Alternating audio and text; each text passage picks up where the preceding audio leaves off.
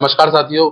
स्वागत है आपका हमारे चैनल टीएनटी ज्ञान में। और आज हम बजट पे बात करेंगे। कल एक हमने प्री बजट को पहले ही वीडियो बनाई थी बजट से पहले, और सरकार से क्या क्या सरकार से अपेक्षा थी बजट में मिलने की, उस पर हमने विस्तार से चर्चा भी की थी और बताया था कि आज उस पर हम विस्तृत रूप से चर्चा करेंगे कि सरकार ने क्या क्या बजट में दिया है।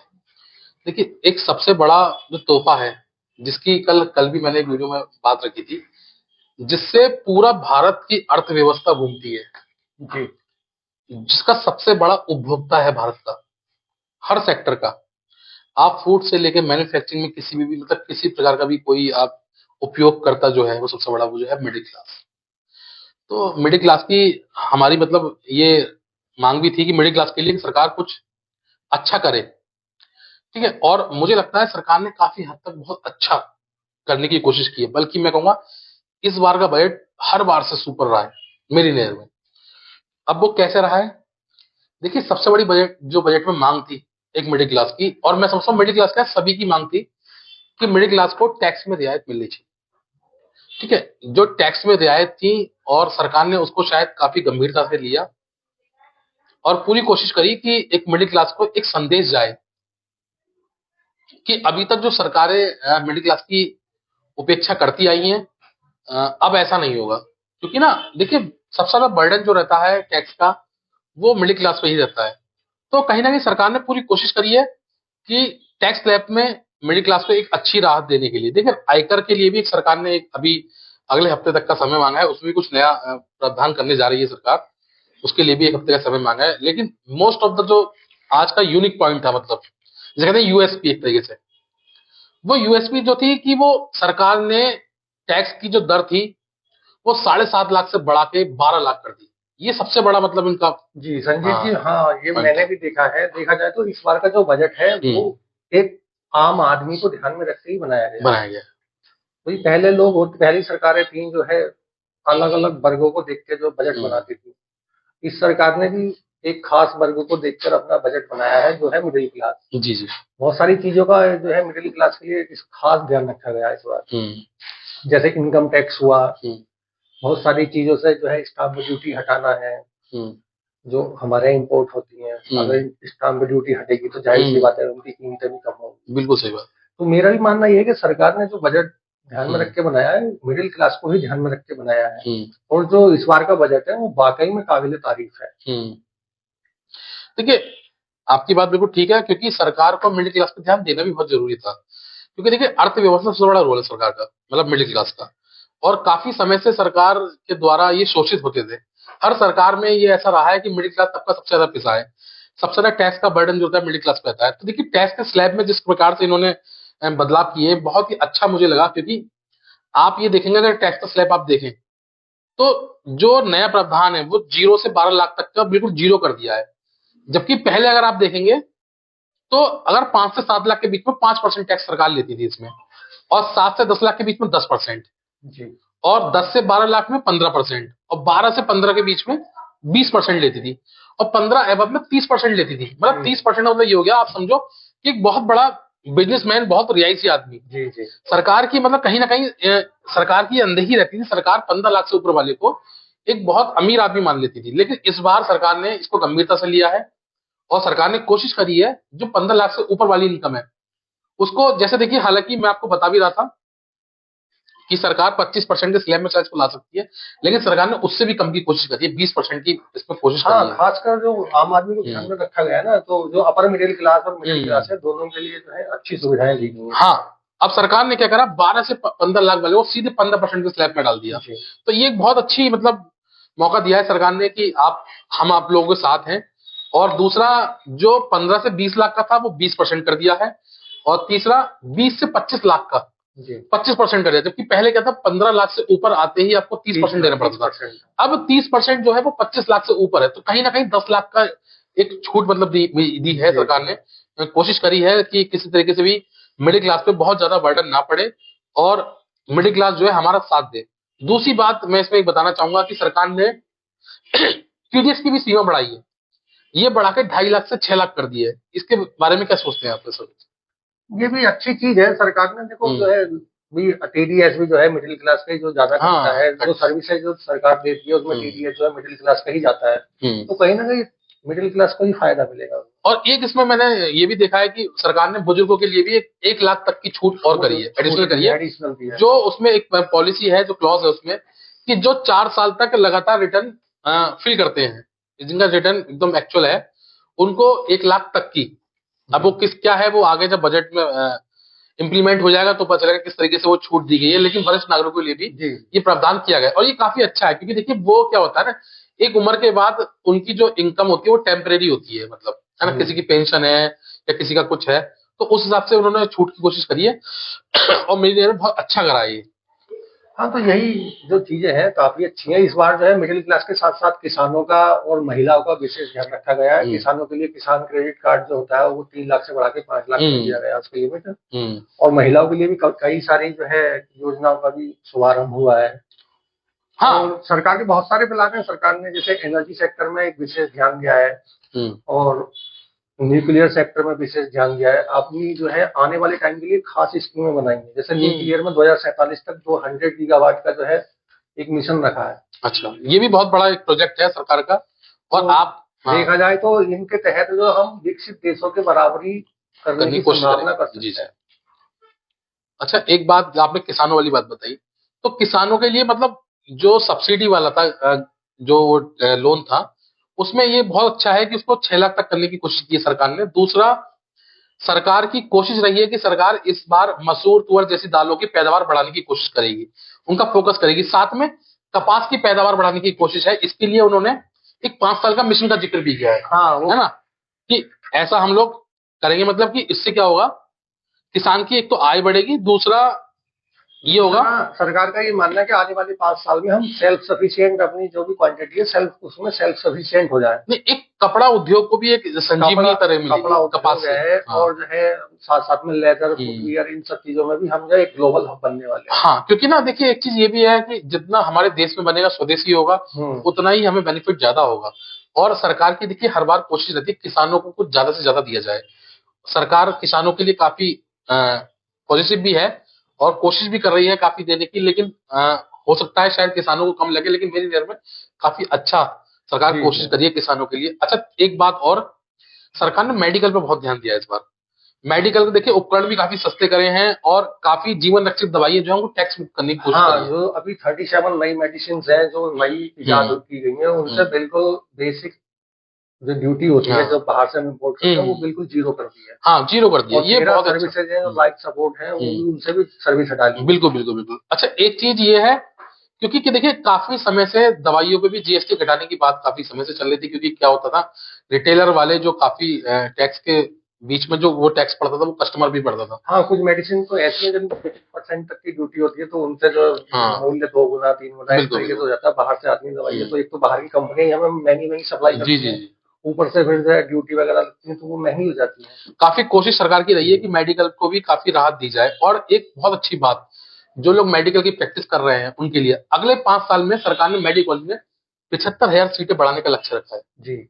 ये बहुत अच्छी बात है, क्योंकि डॉक्टर्स की आप देखते हैं जैसे जैसे पॉपुलेशन अकॉर्डिंग डॉक्टर्स होने चाहिए वो काफी कम हो रहे हैं। तो सरकार का ध्यान है कि कोशिश है कि भारत में ही डॉक्टर तैयारी करें। सरकार का स्वास्थ्य पर भी एक विशेष फोकस है, जिसके तहत जो है सरकार चाह रही है तो जो जितने भी सरकारी हॉस्पिटल हैं उनमें डे केयर की सुविधा उपलब्ध कराई जाएगी। साथ ही जितने भी प्राइमरी हेल्थ सेंटर हैं वो सब ब्रॉडबैंड से कनेक्ट होंगे। ये भी बहुत अच्छी चीज है। और सरकार की पहले से आयुष्मान भारत मिशन चला हुआ है, उसमें भी जो है काफी सारी सुविधाएं मिलती हैं। साथ साथ अब इसको जो है और बूस्ट मिलेगा। बूस्ट मिले। एनएचएम के लिए भी सरकार ने अच्छा खासा बजट दिया है।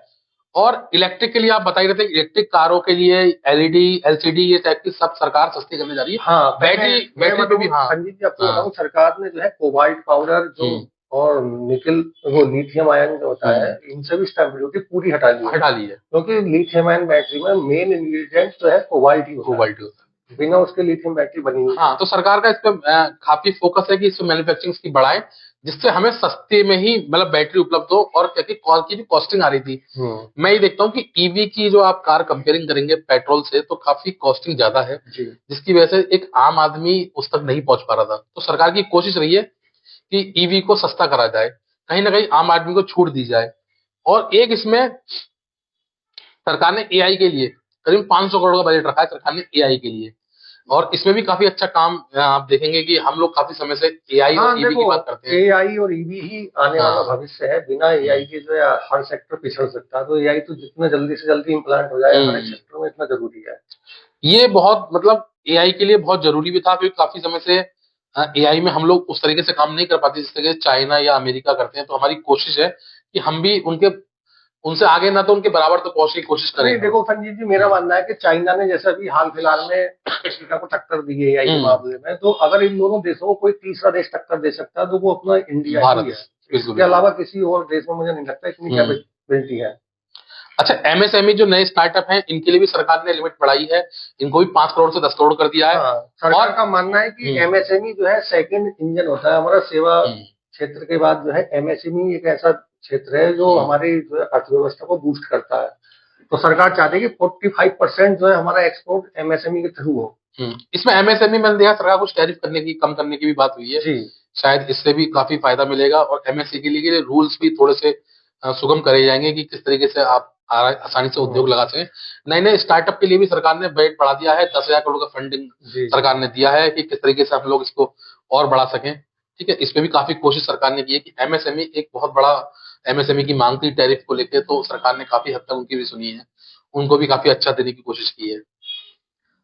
और एमएसएमई के अलावा जो है एग्रीकल्चर में तो हमारी बात हुई है, हाँ। एग्रीकल्चर में भी विशेष फोकस है। साथ ही जो है एक उड़ान स्कीम जो है लॉन्च की गई, जिसमें सरकार ने 1.5 करोड़ मिडिल क्लास लोगों को जो है एविएशन के क्षेत्र में एक सुनहरा मौका दिया है। वो दिया। जो है सस्ते दामों में फ्लाइट ले सकेंगे। अच्छा अच्छा, ये भी बहुत अच्छी बात है। देखिए, हर आदमी की पहुंच में हर तरह का ये जो सुख सुविधाएं ये जी होनी चाहिए, हाँ, अभी तक है एक ना। सपना ही जैसे होता है हाँ आम बिल्कुल। आदमी का, तो सरकार जो है सस्ती फ्लाइट उपलब्ध कराएगी। जो है उसके लिए हम्म। 88 नए एयरपोर्ट बने हैं और जो है हम्म। सारी सुविधाएं उपलब्ध कराई जा रही हैं, तो जो है एक अच्छा मौका मिल और जाएगा। मुझे लगता है शायद बाजार के लिए एक संजीवनी बूटी का ये काम करेगी। काफी हद तक आपने देखा सुबह बाजार काफी लो डाउन भी रहा था, और धीरे धीरे बाजार ने रिकवर करा है। जैसे जैसे बाजार को न्यूज समझ में आएगी, बजट समझ में आएगा, हाँ, अगर बाजार की वैसे। चाल देखी जाए तो आज हाँ। जो है बैंक निफ्टी निफ्टी के सारे हाँ, जो है पॉजिटिव ही है पॉजिटिव अभी तक। रिस्पॉन्स तो जो दिया है है। तो देखा जाए तो बाजार में भी एक अच्छा रेस्पॉन्स देखने को मिलता है। और मुझे लगता है शायद बाजार को अब सुधरने की अ, समय आ चुका है। जो काफी समय से बाजार जी काफी गैप डाउन चल रहा था, और जो लोग बेचारे हमारे परेशान थे, शायद उनको भी एक अच्छा प्रोत्साहन इस बजट से मिलेगा। तो मार्केट की भी काफी अच्छा रिस्पॉन्स देगी। और मुझे लगता है बजट जो है ओवरऑल अच्छा बजट है। तो आपको क्या लगता है, मतलब बजट के ओवरऑल जो सरकार ने बजट पेश करा है, कितने नंबर आप उसे देना चाहेंगे, और किस तरीके से मतलब उन्होंने अच्छा करने की कोशिश की है। देखिए संजीव जी, मेरा मानना यह है, अगर सरकार ने जो जो घोषणाएं आज करी हैं, जी। अगर वो धरातल के लेवल पर इम्प्लीमेंट हो अच्छी जाता तरीके से इम्प्लीमेंट हो जाए है। तो आम आदमी को एक अच्छा बूस्ट देखने को मिल सकता बिल्कुल है। बिल्कुल बिल्कुल। तो अब ये डिपेंड करता है सरकार इसको कब तक इम्प्लीमेंट करती है, जी जी। कब तक ये स्कीम का लाभ सारे लोगों को मिलता है। हम्म। अब जैसे किसान क्रेडिट कार्ड है, ये सब लोन है, एमएसएमई वाले लोन है, लोगों को कब से मिलने स्टार्ट होते हैं। बिल्कुल बिल्कुल। तो ये डिपेंड करेगा सरकार के ऊपर। घोषणाएं तो सरकार ने कर दी है, अब बिल्कुल। सरकार जब से उनका लाभ देने लगेगी हम्म। और पूरा लाभ जो है बेनिफिशियरी को मिलने लगेगा, हम्म। तब तो है बहुत अच्छी बात है। हम्म। और मेरी उम्मीद है कि लाभ मिलेगा ही। जब सरकार घोषणाएं करती है तो लाभ मिलता ही मिलता है। मिलता ही मिलता है, काफी तो हद तक उम्मीद है। हाँ, तो मेरा मानना है कि हम भी मिडिल क्लास हैं और हमारे हम्म। दर्शक भी मिडिल क्लास हैं, तो हम्म। देखा जाए तो बजट काफी अच्छा रहा है। मैं तो हम्म। जो है इसको 10 में से 8 नंबर देना चाहूंगा। बहुत बढ़िया। मतलब मेरी नजर में भी रहा, क्योंकि देखिए हमारी जो सबसे मेन मांग थी, दो जो कल हम बात कर रहे हैं इस पे, एक मिडिल क्लास के लिए टैक्स में रियायत, जी और एक एमएसएमई के लिए, ठीक है, और एक किसान के लिए। तो तीनों के लिए सरकार ने अपना खजाना खोल दिया है, और पूरी कोशिश करी है कि सरकार को राहत इनको दे सके। अच्छा, दूसरा देखिए, क्योंकि मैं इसलिए इसको मतलब बजट को काफी अच्छा और बिल्कुल एक संपूर्ण बजट मानता हूँ, क्योंकि ना हम लोगों की अपेक्षा ये थी, बल्कि मेरी क्या, सभी की ओवरऑल लोगों की अपेक्षा ये थी सरकार 10 लाख तक टैक्स फ्री करेगी। जी। लेकिन सरकार ने उससे 2 कदम और बढ़ के उसे 12 लाख तक करा। तो ये काफी अच्छा रहा है, और आने वाला जो समय है वो बहुत अच्छा रहेगा भारत के लिए। तो संजीव जी, मैंने जो आपसे बताया कि 10 में से 8 नंबर देना चाहूंगा, उसमें आपने ये पूछेंगे 2 नंबर कहाँ काट लिए, तो मेरा ये हम्म। सोचना है कि अभी हमारे यहाँ रोजगार के क्षेत्र में थोड़ी सी दिक्कतों का सामना करना पड़ करना रहा पड़ है। रहा है। नहीं नहीं, बिल्कुल। संविदा कर्मी है जो है, मेरा मानना है कि उन्हें जो है परमानेंट करा जाए हम्म। और बाकी रोजगार के नए अवसर तलाशे जाएं, तो हो सकता है मतलब इस सरकार की और भी ज्यादा तारीफ हो। हाँ बिल्कुल, देखिए, मैं आपने बहुत अच्छी बात कही, जो 2 नंबर वाली बात कही, और जो आपने संविदा की बात कही। अब भी क्या हो रहा है, गवर्नमेंट जो है सारे ही विभागों में प्राइवेटाइजेशन पे ज्यादा जोर दे रही है। ठीक है। दूसरा क्या है, अगर प्राइवेटाइजेशन कर रहे हैं आप, कोई दिक्कत नहीं है, आप करिए, हमें कोई समस्या नहीं है उससे। लेकिन आप वेतन तो आप उसके बराबर दीजिए ना उसे भी जी। भाई, क्योंकि आप मुझे बताइए, आप तो उसे 6 महीने रखिए, हमें कोई समस्या नहीं है उससे। लेकिन आप जब किसी व्यक्ति को रख रहे हैं और वो सेम पद पे सेम कैडर में पोस्टेड हो रहा है, तो उसका वेतन एक चौथाई मिल रहा है और परमानेंट वाले को इतना मिल रहा है, तो उससे कहीं ना कहीं एक आदमी कहीं ना कहीं डिप्रेस होता है, फर्क हाँ, पड़ता है। अभी 1-2 दिन पहले एक रिपोर्ट आई है, उसमें बताया गया है कि हमारी जो कंपनियां हैं लाभ तो खूब कमा रही हैं, हम्म। पर वो जो है अपने एम्प्लॉइयों कर्मचारी को नहीं दे को रही। उस हिसाब से सैलरी नहीं दे रही है। नहीं दे रही। 100 रुपए कमा रही है, अगर कर्मचारी को 20 रुपए देने होते हैं सैलरी हम्म। के, तो वो जो है उसे 10 ही दे पा रही है। 10 ही दे पा रही। तो कहीं ना कहीं कर्मचारी उससे नाखुश है। और ये कर्मचारियों में काफी रोष भी रहता है इन चीजों को लेके कि सरकार देखिए, पहले संविदा, फिर संविदा से ठेकेदारी प्रथा, इस टाइप हम्म। से नए नए प्रोविजन उसमें लाई जा रही है। और ये कहीं ना कहीं मुझे लगता है काफी घातक भी है। नहीं, सरकार जो है बाकी चीजें तो बहुत बढ़िया कर रही है, थोड़ा सा जो है रोजगार की तरफ और ध्यान दे तो जो है फिर तो कहना ही क्या है।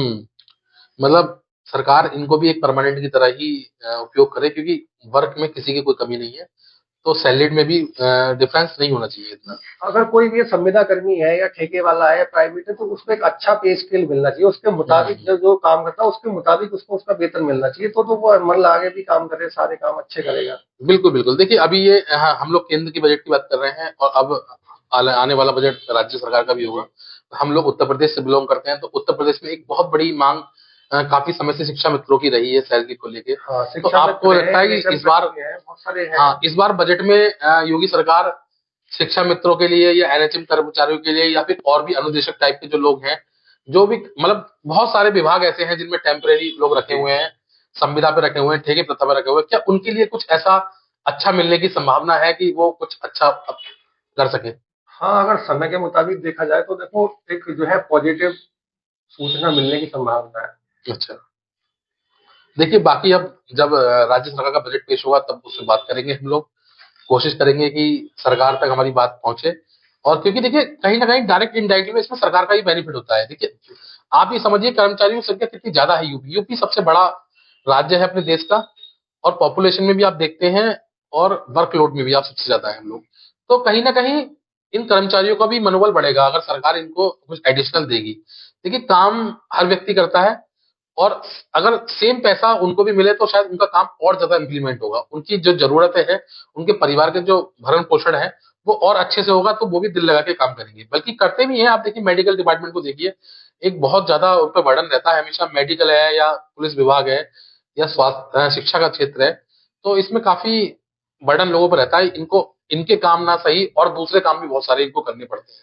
शिक्षा के क्षेत्र में आप देखते हैं कि वोटिंग से रिलेटेड जो जितना भी चुनाव प्रक्रिया है, वो कहीं ना कहीं शिक्षा क्षेत्र, उसमें शिक्षा विभाग का सारा लगा रहता है। तो अगर सरकार इनकी मांग सुनेगी, तो मुझे लगता है कहीं ना कहीं सरकार को भी इसका फायदा होगा। और बाकी हम लोग जब नया बजट आएगा इस पे राज्य सरकार का, तो हम इस पे भी चर्चा करेंगे। ठीक है नमित जी, और कुछ आप इसमें कुछ ऐड करना चाहते हैं तो बताइए। नहीं, बस मैं तो यही कहना चाहूंगा कि इस हम्म। बार का जो बजट काफी अच्छा रहा है, और हम्म। सरकार को इसी तरह से जो है अपना काम करते रहना चाहिए, और साथ ही जो है भाई आप पब्लिक का ध्यान रखोगे, पब्लिक आपका ध्यान रखेगी। बिल्कुल सीधा सही बात बराबर लेना और है, देना गिव दोनों एंड टेक का बराबर मामला होना है, चाहिए। बिल्कुल सही बात है। चलिए, धन्यवाद। और आगे आशा करते हैं कि आपको हमारी बताई गई जानकारी से काफी अच्छा लगा होगा। तो आप हमारे चैनल को सब्सक्राइब करें एंड लाइक करें, शेयर करना ना भूलें। Thank you.